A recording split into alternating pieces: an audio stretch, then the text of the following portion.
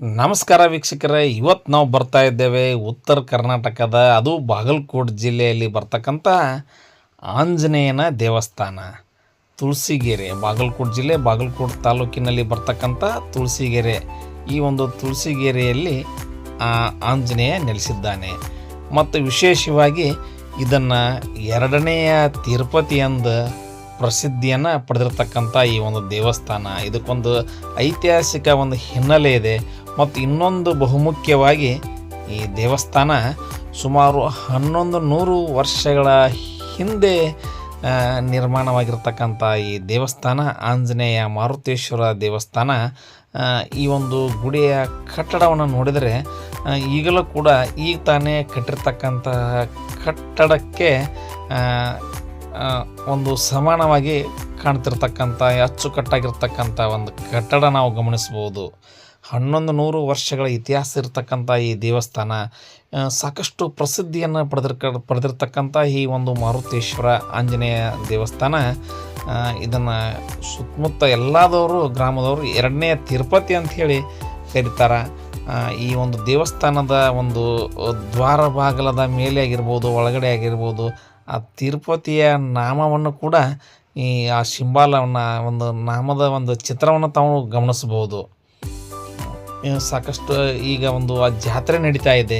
ತುಳಸಿಗೆರೆಯ ದೇವಸ್ಥಾನದಲ್ಲಿ ಅದ್ಧೂರಿಯಾಗಿ ಜಾತ್ರೆ ನಡೀತಾ ಇದೆ. ಸಾಕಷ್ಟು ಭಕ್ತ ಸಾಗರ ಕೂಡ ಈ ಜಾತ್ರೆಗೆ ಬಂದಿದ್ದು ತಾವು ಗಮನಿಸಬಹುದು. ಅಚ್ಚುಕಟ್ಟಾಗಿ ಕರ್ನಾಟಕ ಸರ್ಕಾರ ಒಂದು ದತ್ತಿ ಇಲಾಖೆಯ ಒಂದು ಶಿಸ್ತುಬದ್ಧ ಒಂದು ಏನು ಆಯೋಜನೆಯಲ್ಲಿ ಭಕ್ತ ಸಾಗರ ಮಾರುತೇಶ್ವರನ ದರ್ಶನಕ್ಕೆ ಅಚ್ಚುಕಟ್ಟಾಗಿ ಸಾಲಾಗಿ ನಿಂತದ್ದು ತಾವು ಈ ಒಂದು ದೃಶ್ಯದಲ್ಲಿ ಗಮನಿಸಬಹುದು. ವಿಶೇಷವಾಗಿ ಈ ಒಂದು ಡಿಸೆಂಬರ್ ತಿಂಗಳಲ್ಲಿ ಉತ್ತರ ಕರ್ನಾಟಕ ಭಾಗದಲ್ಲಿ ಜಾತ್ರೆಗಳ ಒಂದು ಸಂಭ್ರಮ ಸಾಕಷ್ಟು ಎದ್ದು ಕಾಣ್ತತಿ. ಎಲ್ಲ ದೇವಸ್ಥಾನಗಳ ಒಂದು ಅದ್ಧೂರಿಯಾಗಿ ಜಾತ್ರೆ ನಡೀತಾವು. ಅದರಲ್ಲಿ ಕೂಡ ಒಂದು ತುಳಸಿಗೆರೆ ಮಾರುತೇಶ್ವರನ ಜಾತ್ರೆ ಕೂಡ ವಿಜೃಂಭಣೆಯಾಗಿ ನಡೀತಿದೆ. ತಾವು ಗಮನಿಸ್ಬೋದು. ಸುತ್ತಮುತ್ತಲಿನ ಗ್ರಾಮದವರು ಮಾರುತೇಶ್ವರನಿಗೆ ದೊಡ್ಡ ಪಾತ್ರೆಗಳ ಮೂಲಕ ನೈವೇದ್ಯವನ್ನು ಹೊತ್ತುಕೊಂಡು ಬರುವುದು ತಾವು ಈ ಒಂದು ದೃಶ್ಯದಲ್ಲಿ ಕೂಡ ಗಮನಿಸಬಹುದು. ಸಾಕಷ್ಟು ಗ್ರಾಮದವರು ಈ ಥರ ಒಂದು ಪಾತ್ರೆಯಲ್ಲಿ ಆ ಒಂದು ಮಾರುತೇಶ್ವರನಿಗೆ ಇಷ್ಟವಾಗಿರ್ತಕ್ಕಂಥ ನೈವೇದ್ಯನ ತಂದು ಇಲ್ಲೊಂದು ಗೋಪಾಳ ಕಟ್ಟೆ ಅಂತಿದೆ. ಆ ಗೋಪಾಳ ಕಟ್ಟೆ, ಗೋಪಾಳವನ್ನು ತುಂಬಿಸುವಂಥ ಏನು ತಿರುಪತಿಯಲ್ಲಿರ್ತಕ್ಕಂಥ ಮಾದರಿಯಲ್ಲಿ ಇಲ್ಲಿ ಕೂಡ ಆ ಪದ್ಧತಿ ನಡೀತಾ ಇದೆ. ಸಾಕಷ್ಟು ಭಕ್ತರು ಕೂಡ ಗುಂಪು ಗುಂಪಾಗಿ ಈ ಥರ ನೈವೇದ್ಯವನ್ನು ಬಿಚ್ಚೋದು ತಾವು ಗಮನಿಸ್ಬೋದು. ಈ ಒಂದು ಪದ್ಧತಿ ಮೊದಲಿನಿಂದಲೂ ನಡೆದುಕೊಂಡು ಬಂದಿರತಕ್ಕಂಥ ಈ ದೇವಸ್ಥಾನದಲ್ಲಿ ಜಾತ್ರೆಯ ದಿನದಿಂದ ಎಲ್ಲ ಭಕ್ತಾದಿಗಳು ತಮ್ಮ ಮನೆಯಿಂದ ತಂದಿರತಕ್ಕಂತಹ ನೈವೇದ್ಯವನ್ನು ಅಲ್ಲಿ ಈ ಒಂದು ಗೋಪಾಳ ಕಟ್ಟೆ ಗೋವಿಂದ ಅನ್ನುವ ಸ್ಥಳದಲ್ಲಿ ತಾವು ಗಮನಿಸ್ಬೋದು.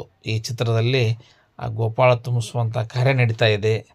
ಈ ಥರ ಹಲವಾರು ವಿಶೇಷತೆ ಇರತಕ್ಕಂಥ ಈ ಒಂದು ಆಂಜನೇಯನ ಮಾರುತೇಶ್ವರ ದೇವಸ್ಥಾನ. ಇದೊಂದು ಐತಿಹಾಸಿಕ ಹಿನ್ನೆಲೆ ಇದೆ.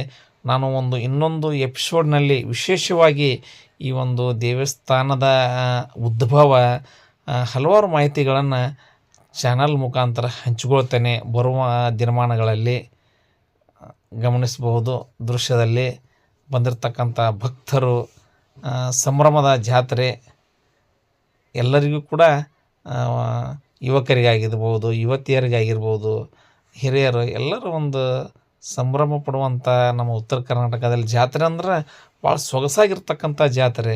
ಬನಶಂಕರಿ ಜಾತ್ರೆ ಆಗಿರ್ಬೋದು, ಗೊಡಚಿ ವೀರಭದ್ರೇಶ್ವರ ಜಾತ್ರೆ ಆಗಿರ್ಬೋದು, ತುಳಸಿಗೆರೆ ಆಂಜನೇಯ ಸ್ವಾಮಿ ಜಾತ್ರೆ ಆಗಿರ್ಬೋದು, ಸಾಕಷ್ಟು ಜಾತ್ರೆ ವಿಜೃಂಭಣೆಯಿಂದ ಪ್ರತಿ ವರ್ಷ ಕೂಡ ಮಾಸ್ಕೂರು ಹೊಳಬಸವೇಶ್ವರ ಜಾತ್ರೆ ಆಗಿರ್ಬೋದು, ಹೀಗೆ ಹಲವಾರು ದೇವಸ್ಥಾನಗಳ ಜಾತ್ರೆ, ಸೌದತ್ತಿ ಯಲ್ಲಮ್ಮನ ಜಾತ್ರೆ ಆಗಿರ್ಬೋದು, ಅದ್ಧೂರಿಯಾಗಿ ಜಾತ್ರೆ ನಡೀತವೆ.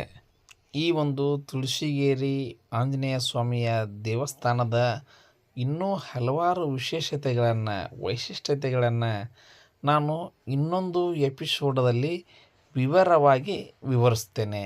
ಧನ್ಯವಾದಗಳು.